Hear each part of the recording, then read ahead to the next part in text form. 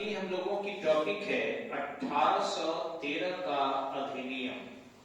1813 का जो अधिनियम है, ये जो आप देख रहे हैं, ये ऑलरेडी बहुत ही परिवर्तनकारी अधिनियम था।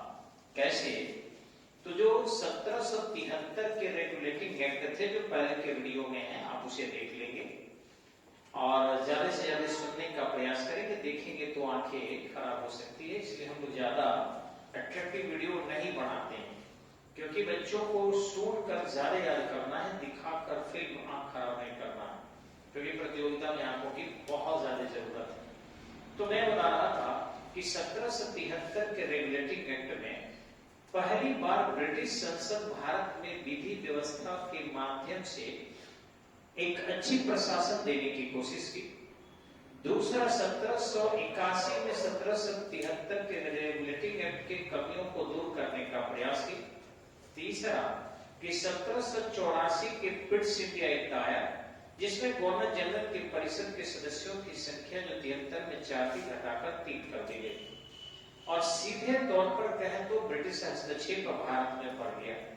कंपनी के जो है व्यापारिक और राजनीतिक अधिकार अलग कर दिए गए, लेकिन बंगाल के गवर्नर जनरल की स्थिति यानी वारेन हेस्टिंग्स की स्थिति को देखकर जब ये 1785 में गया और कार्नवालिस को जब भारत का यानी बंगाल का गवर्नर जनरल नियुक्त किया गया, तो वो अस्वीकार कर दिया। यानी पहला बंगाल का गवर्नर जनरल ऐसा था जिसको पद मिलने के बाद इनकार कर दिया कि हम नहीं बनेंगे, क्योंकि बंगाल के गवर्नर को अधिकार कम था और पूर्व के कुछ घटनाओं से वो बहुत ही चिड़चिड़ा हो चुका था। उसके लिए 1786 में विशेष संशोधन किया गया और उस संशोधन द्वारा गवर्नर जनरल ऑफ बंगाल को विशेषाधिकार दिया गया। जो आप देखते हैं कि 1821 में चेंजिंग आया कि गवर्नर जनरल को जो है विशेषाधिकार देकर और फिर उन्हें ये कहे कि राज्यादेश जारी करने का अधिकार आया। ठीक उसी ढंग से वहां पर गवर्नर जनरल को कुछ समय के लिए अपने विशेषाधिकार को प्रयोग करने का अधिकार दिया गया। उसके बाद 1813 का कंपनी अधिनियम आया। 1813 के कंपनी अधिनियम में यहाँ देखेंगे बहुत सारी नई चीजें आई। पहला नई चीज आया कि समस्त यूरोपीय कंपनी को भारत में व्यापार करने की अनुमति दे दी गई। पहले ब्रिटिश ईस्ट इंडिया कंपनी एक लुटेरी कंपनी थी, अब ब्रिटेन की कई कंपनियां भारत में आकर लुटेगी।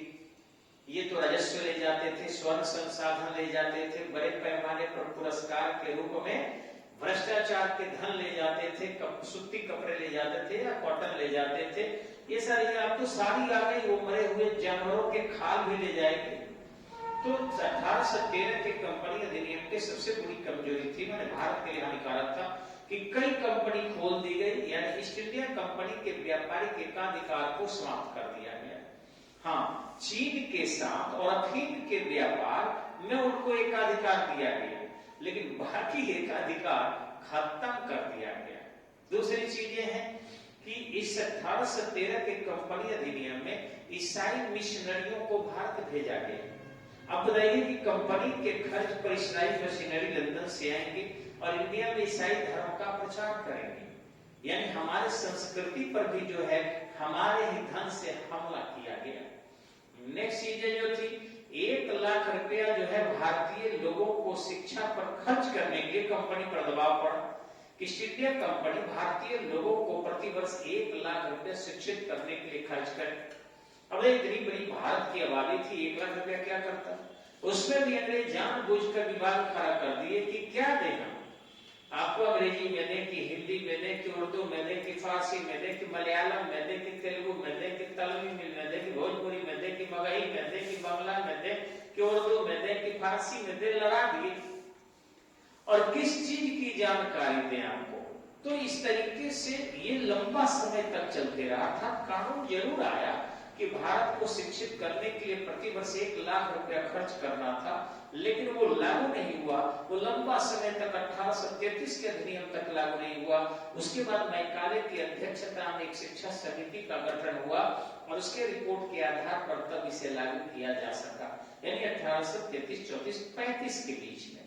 अब एक बात कि इस कंपनी अधिनियम में महत्वपूर्ण देखेंगे यहाँ पर तो आपको शायद पता होगा कि इंडियन कंपनी के चार्टर अधिनियम जो 1813 में आया था उसका नवीनीकृत करने का निर्णय लिया गया और उस इसलिए किया गया क्योंकि नेपोलियन द्वारा जो शुरू की गई थी महाद्वीपीय प्रणाली यूरोपीय बंदरगाहों पर ब्रिटिश व्यापार के लिए बंद करना, उसी को ध्यान में रखकर व्यापार को मजबूत करने के लिए अंतर्देशीय व्यापार में इन समस्याओं को जो अंग्रेजों ने ईस्ट इंडिया कंपनी के वाणिज्यिक एकाधिकार को था समाप्त करके और बड़े पैमाने पर यूरोपीय अन्य कंपनियों को भी अधिकार दे दिया।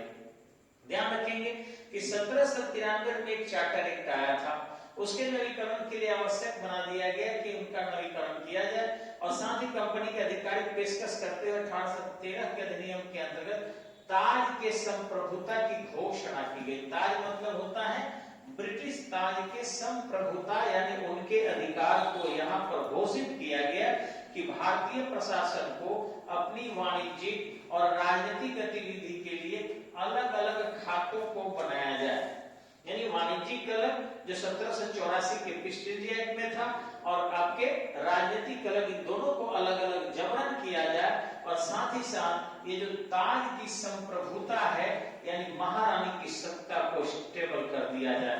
हालांकि कंपनी ही चलाएगी, कंपनी के सत्ता को पूरी तरह समाप्त किया गया आपके 1858 को, जब 1 नवंबर 1858 को महारानी की घोषणा आई, लेकिन यहां तक जो था कंपनी के माध्यम से ही होने लगा।